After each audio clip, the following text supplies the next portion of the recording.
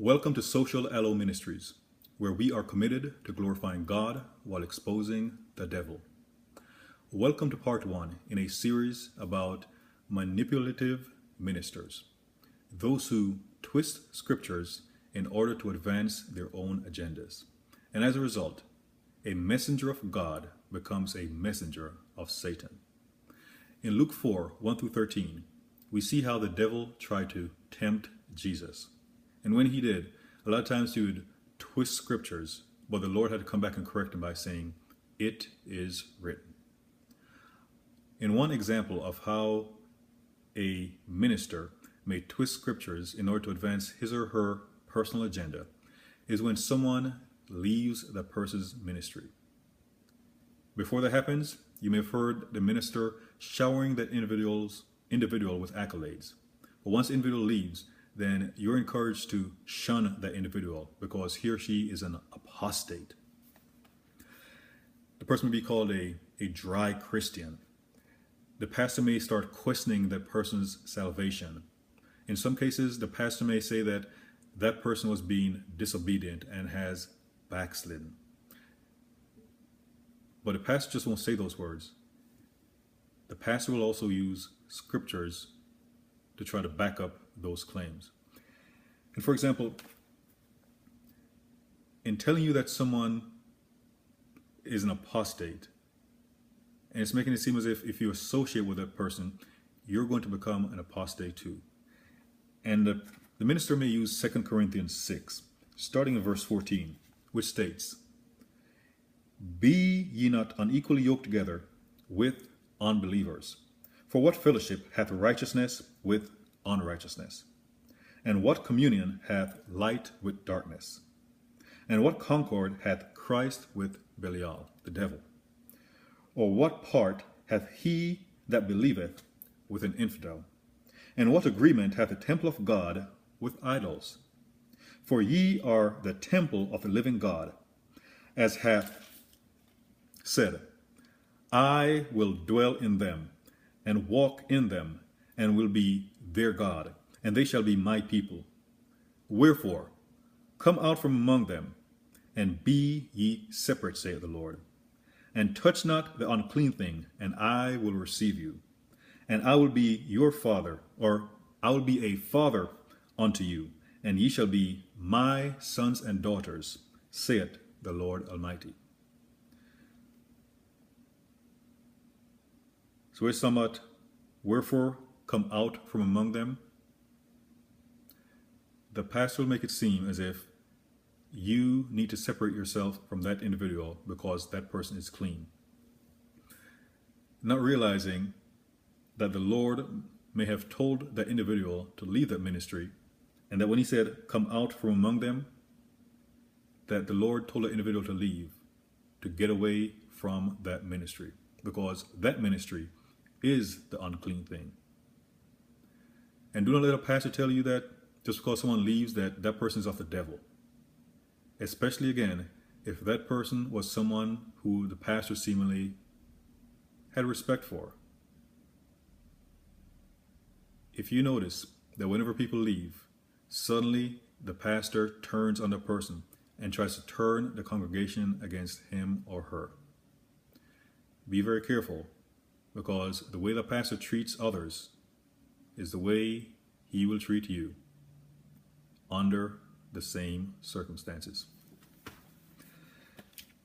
And it is possible for, quite frankly, pastors to become lying hypocrites. So for example, they may say because a person left the ministry, that person was from the devil. Now imagine in Genesis 12, verse 1, and I'll actually read that.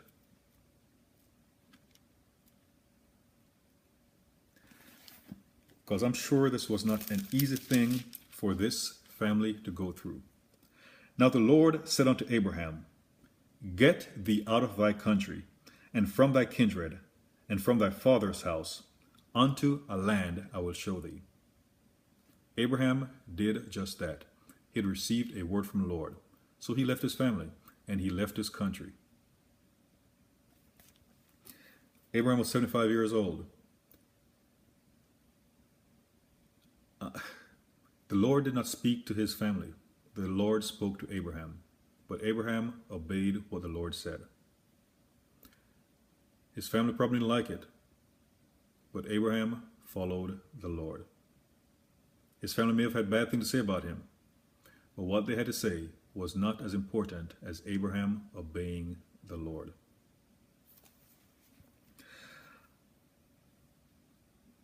The pastor may tell you to unfriend or unfollow that individual from social media.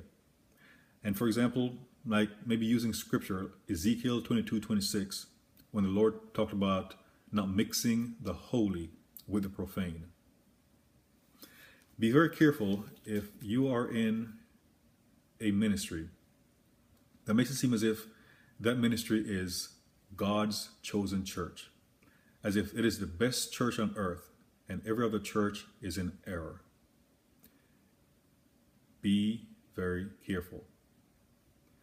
If your religious organization makes it seem as if that is the only way to heaven, not through God, but actually, or not through Jesus, but through that ministry.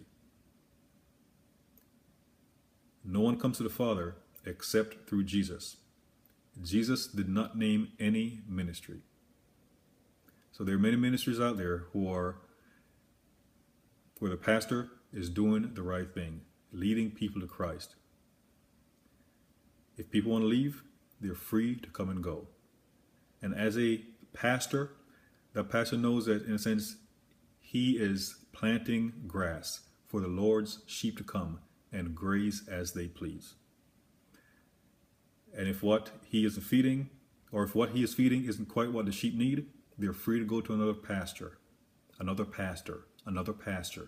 to get fed accordingly. But I mentioned about a messenger of God becoming a messenger of Satan. And I'll turn you to the Gospel according to Mark. Mark chapter 8, starting in verse 27. And Jesus went out and his disciples into the town of Caesarea Philippi. And by the way, he asked his disciples, saying unto them, Whom do men say I am? And they answered, John the Baptist. But some say, Elias, and others, one of the prophets. And he saith unto them, But whom say ye that I am? And Peter answered and saith unto him, Thou art the Christ. And he charged them that they should tell no man of him. And he began to teach them that the Son of Man may suffer many things, and be rejected of the elders, and of the chief priests, and the scribes, and be killed, and after 3 days rise again. And he spake that saying openly, and Peter took him and began to rebuke him.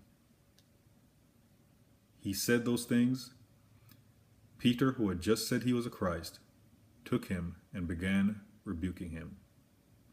Began rebuking the Son of God. Began rebuking God in the flesh. Which ties back to us about pastors rebuking individuals who have left. And you may not know who the pastor is rebuking. That pastor may be calling someone else a child of the devil, when it is the pastor who has become the child of the devil. But then he turned about and looked on his disciples.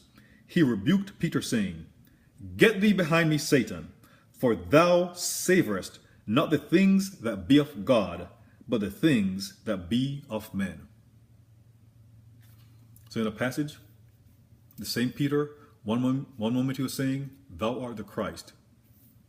And the next moment, he's rebuking him for telling the truth. So Peter changed from being a messenger of God to a messenger of Satan. And I say all that to let you know, let God be true and every man a lie. Do not put faith in people instead of God. Put your faith in God. And in closing, be very careful. Watch how your minister treats people who leaves his ministry, his or her ministry. And also look at how your pastor prepares individuals to leave that ministry. Some people may think it's a good thing to be associated with one ministry for 10 years. And if they're getting fed accordingly and doing what the Lord called them to do, that is great. But in some cases, ministers are manipulating people to stay in that ministry. And as a result, they're causing people to not perform the things the Lord had called them to do. So when it comes to manipulative ministers, look out for those who twist scriptures for their personal gain. God bless you.